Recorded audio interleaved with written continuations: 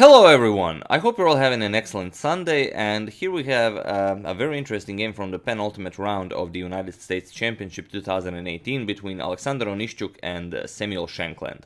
Now, this isn't the first video I'm doing on Samuel Shankland. Some of you may remember, those of you who were subscribed to my channel, maybe even before I had 1,000 subscribers. I did a game, it was from the Capablanca Memorial in Cuba, I believe it's in 2016. Where Samuel Shankland played against Vasily Onischuk. In that video, I also said something more about about Samuel Shankland.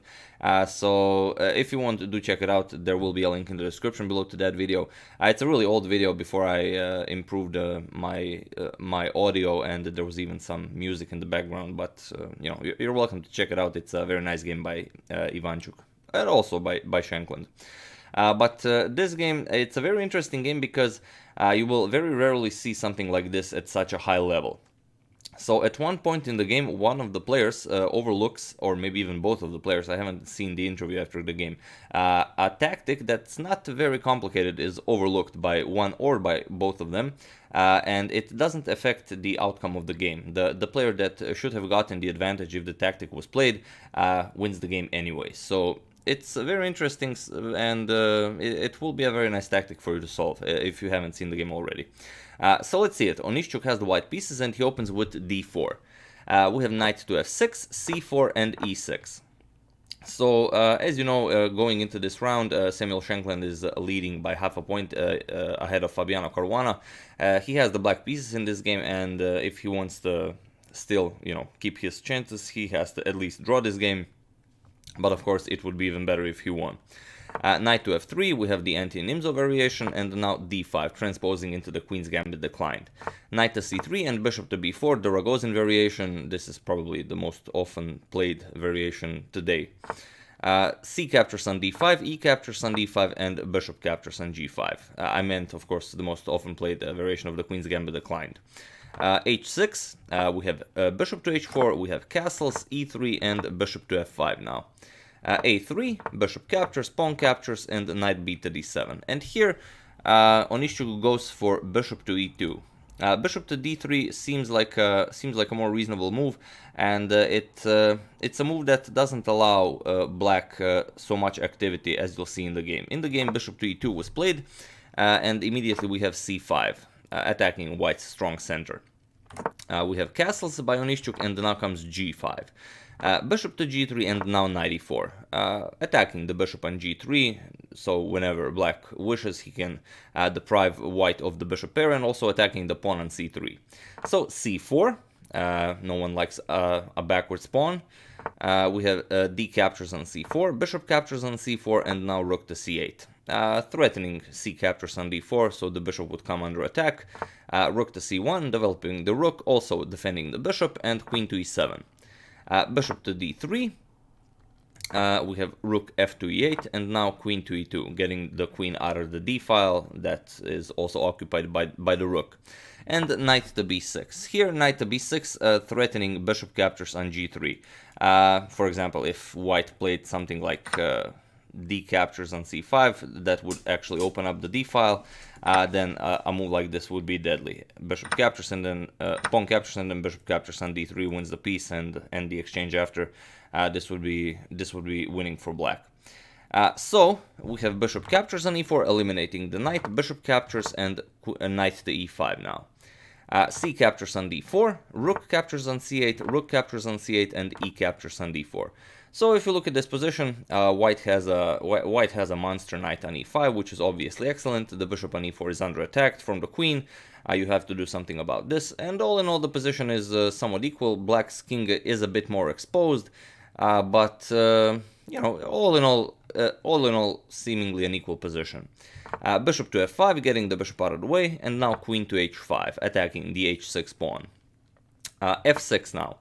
Offering the h6 pawn, but you're going to lose the knight on e5. And here, knight to g4, getting the knight out of the way. A possible continuation was definitely queen captures on h6, with the idea of giving up the knight on e5. For example, pawn captures, bishop captures, with some queen h8 ideas. But after queen h7, queen captures on g5 with check, queen blocks, and even after the exchange of queens, black would be up a knight, but white would have 3 connected passed pawns as compensation. So it's hard to say if white could actually make use of this, but obviously, Samuel Shankland didn't think so. So knight to g4. There's no reason to do it if you don't know that it's actually winning. Bishop captures, queen captures, and queen to d7, now offering a trade of queens. Queen to f3, Onischuk declines this. We have knight to d5 and queen to h5. King to g7, defending the h6 pawn, also not allowing the queen to infiltrate via queen to g6. And here comes the move that everyone in the world was talking about yesterday. If you follow chess, on social media, then you probably saw it. But if you don't, it's a very nice position for you to analyze. Here, Onischuk played f4, and he might have played f4 because he couldn't find anything else to play. He might have known that it doesn't really work, so it could also be a bluff. But if it was, Samuel Shankland didn't call it. Here, Shankland played queen to e8, but in fact, f4 is a terrible blunder that loses the game. But you're very welcome to try and find out why. So pause the video here. Figure out why f4 doesn't work, and here's your chance. You are Samuel Shankland, beat Alexander Onischuk, and continue your lead in the United States Championship. So there you have it. I hope you were successful. For those of you who found it, congratulations, you are excellent in chess tactics. And for those of you who just want to enjoy the show, maybe you're just feeling a little lazy on Sunday, the move is actually knight captures on f4. Seems pretty reasonable. You grab a pawn, you're attacking the queen on h5, and after bishop captures, then comes queen captures on d4. This is with check. And now white has two options. The first one, let's say rook to f2. This loses to rook c2. Now you attack the pinned piece. The only way to defend the rook is actually queen to f3, and now you simply capture. Rook captures, queen captures, queen captures, king captures, and pawn captures on f4. You are up 2 pawns. So, okay, you're going to lose this one, but still, you're going to be up a pawn, and you have a 2-to-1 advantage on the queen side, a completely winning position for black. Another thing after this knight captures on f4, bishop captures, queen captures, you could also, instead of rook to f2, go king to h1, but this is even worse. Queen captures on f4. And again, black is now up 2 pawns, and again it's a winning position, but maybe it will take a bit longer. Of course, you cannot capture the queen. If you capture the queen, then rook c1 will be checkmate. After white gives up all of his pieces, this will be checkmate. So it's very interesting. This is something that was missed, and on such a high level, not a tactic that will be often missed. But okay, in the game, Samuel Shankland plays queen to e8. We have queen to f3, attacking the knight on d5, and now queen to e3 check, forcing a trade of queens. Queen captures, knight captures. This comes with an attack on the rook. Rook to f3, and now knight to d5. Rook to c1 check doesn't really give you anything, so no point in doing it. Knight to d5. We have pawn captures, h captures on g5, and h4 now. Trying to simplify. G captures on h4, bishop captures on h4, pressuring the f6 pawn, and king to f7. Bishop back to e1, we have b6, and bishop to d2. Rook to c2, attacking the bishop, rook to d3, and although the material is equal on the board, and you might think that white has an advantage, it's a bishop against a knight, but look at how passive white's position now is. This is a lonely pawn on d4 that's currently only defended by the rook, and it's a very passive position for the rook. This rook isn't really doing anything. Okay, it's protecting the d pawn as well as the a pawn, but it can't really move anywhere. So king to e6, bringing the king into the game. g4, we have king to d6 and king to f1. White also brings the king into the action. King to c6, we have king to e1, and now king to b5, bringing the king all the way to c4. g5 now, giving up a pawn for a pawn. Pawn captures, bishop captures, and now king to c4, attacking the rook on d3. There is no real way to actually hold this position.